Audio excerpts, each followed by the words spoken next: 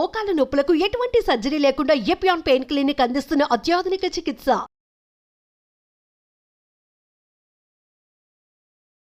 మార్కెట్లో మాకు అన్నీ ఆర్గానిక్ దొరుకుతున్నాయి.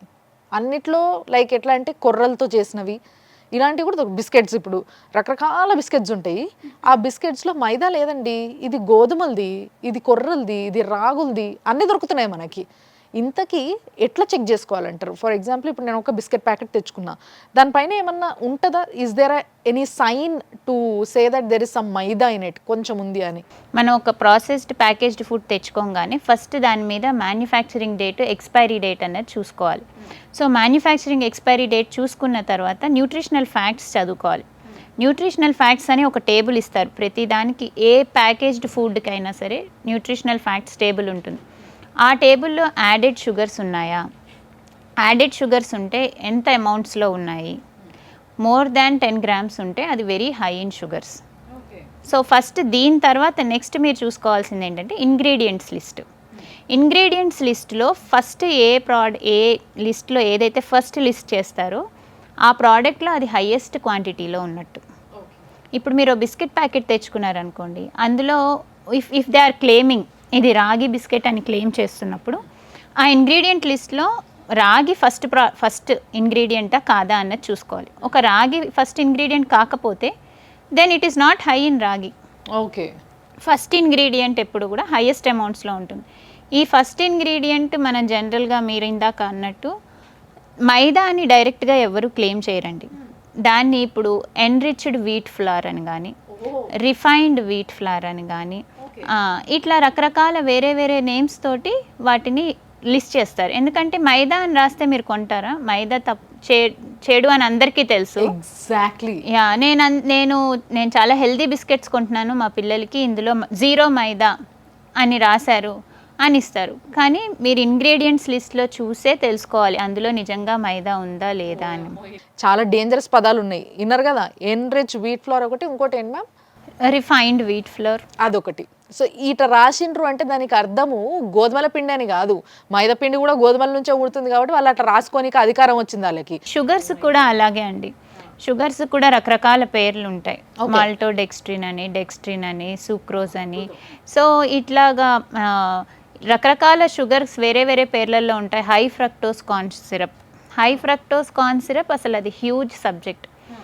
అది ఓన్లీ డయాబెటీస్ పెంచుతుందనే కాదు, దానివల్ల రకరకాల ఇన్ఫ్లమేటరీ డిజార్డర్స్ కూడా వస్తూ ఉంటాయి. సో ఇట్లాగా మనం తీసుకున్న ప్రోడక్ట్లో ఇంగ్రీడియంట్ లిస్ట్ చదవడం అన్నది వెరీ వెరీ ఇంపార్టెంట్. ఇంకొన్ని వస్తూ ఉంటాయి ఐఎన్ఎస్ అని, ప్రిజర్వేటివ్స్, కలరెంట్స్, ఫ్లేవర్స్. సో ఫ్లేవర్స్ వీటిలో చూసుకున్నా సరే న్యాచురల్ ఐడెంటికల్ ఫ్లేవర్ అంటారు.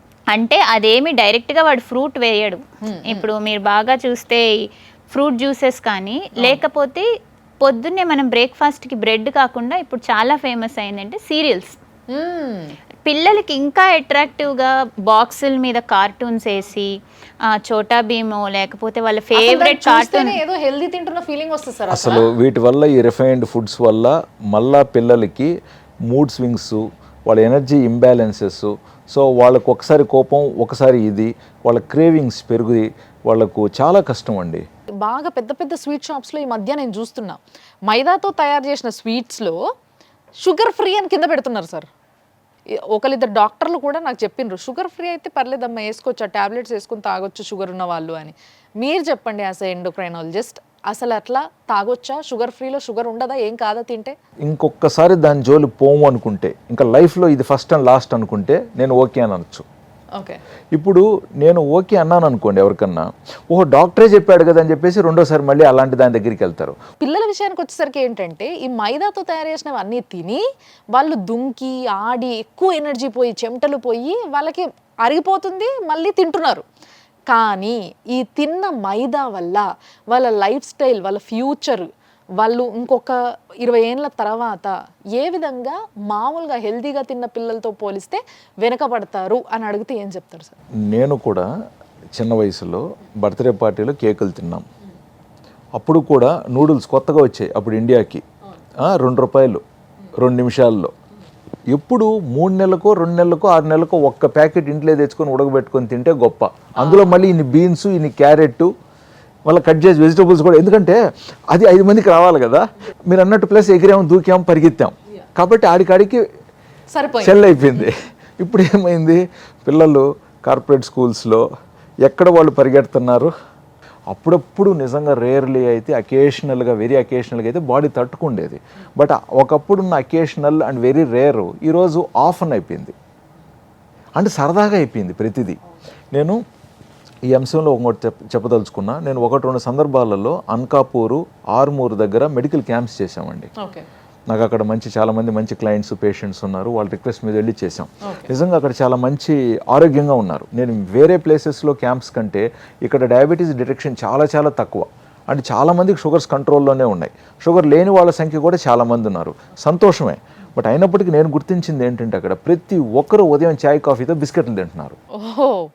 ఓకే, వాళ్ళు ఆరోగ్యంగా ఉన్నారు, వాళ్ళు బిస్కెట్స్ తీసుకుంటున్నారు, నేనేం కమెంట్ చేయను. బట్ షుగర్ ఉన్న వాళ్ళకి మాత్రం అయ్యా మీరు బిస్కెట్లు తీసుకోకూడదు, మీ దగ్గర సూకా రొట్టె ఉంటుంది, లేదా నిన్న ఇంట్లో మిగిలిపోయిన జొన్న రొట్టె ఉంటుంది కదా, దాన్ని మళ్ళీ ఒకసారి వేడి చేసుకున్నారు అనుకోండి, అంతకు మించిన రొట్టె లేదు. లేదు, మనకు రాయలసీమలో రాగి రొట్టెలు తయారు చేస్తారు, మిగిలిపోయిన నిన్న రాగి రొట్టె ఉంటుంది కదా, పొద్దున్న లైట్గా వేడి చేసుకో, అద్భుతమైన రొట్టె, ఇట్లా మనం చెప్పేవాళ్ళం. ఈవెన్ చపాతీ అయినా పర్వాలేదని.